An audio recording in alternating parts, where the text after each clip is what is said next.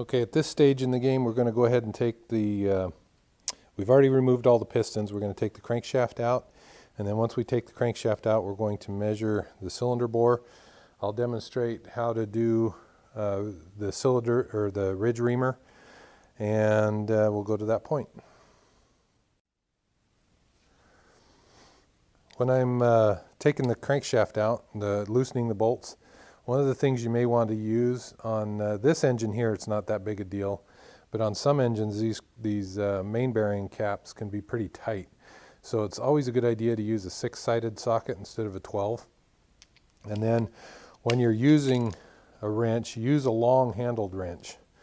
And then I usually just go through, a breaker bar is actually preferred, but this is I'm using a ratchet on this particular one simply because I know that these bolts are not very tight because this engine's been apart several times before. But it's a good idea to use a breaker bar to loosen everything. Try to avoid using power tools. It's always a good idea to use hand tools when you're rebuilding an engine. Power tools can get you into trouble. They can break things real easy. And so that's why I always say whenever you're rebuilding an engine, use hand tools as much as possible.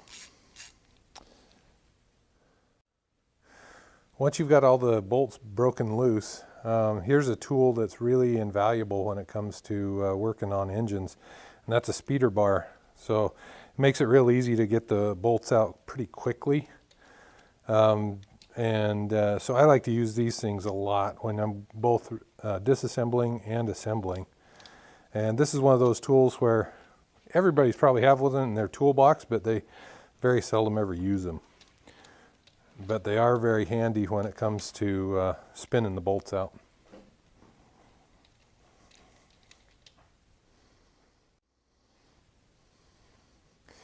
Another little trick to getting these caps off, once the caps are torqued in here, sometimes they get stuck. They don't want to come out very easily. So if you take the bolts and you lift up on the bolts and then pull out on them like this, so you kind of wedge the bolts in there, you can move the cap back and forth and give it a little bit of upward pull on it as well. And that kind of helps pop the main bearing caps out and makes it a little bit easier. And then when you take the caps out, you want to make sure that you put them in order so that the main bearing caps go back on the same place that they came off from. Each one of these main bearing caps is numbered. So you can see a number 4 there, and then it has a directional arrow that shows you where the front of the engine is.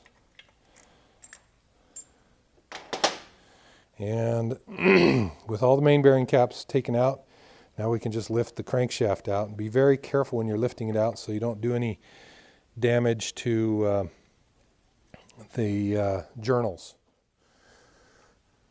In pulling the crankshaft out, I forgot you had to take off this rear main seal piece that was holding the crankshaft in. So it's off, the crankshaft's out.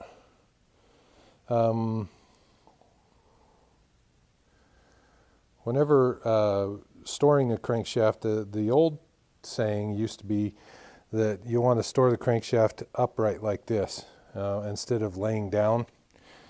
Sometimes that's not practical, but upright like this, it keeps everything from warping. But I'm not sure how much of that is actually true or how much of that's myth.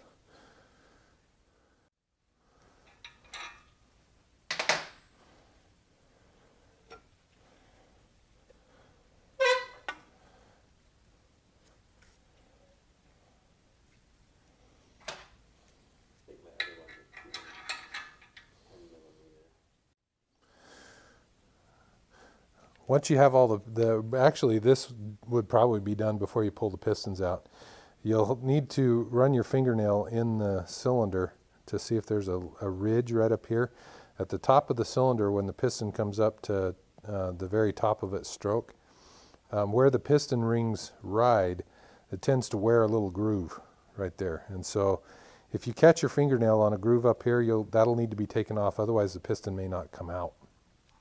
This is a ridge reamer, and this ridge reaming tool, and it's just, you slide it into the cylinder like this, and then basically you're just going to tighten it up so that it fits snugly into the cylinder. And then you're going to get a wrench on there and just turn it like this. And what happens is, let me pull it out and I'll show you.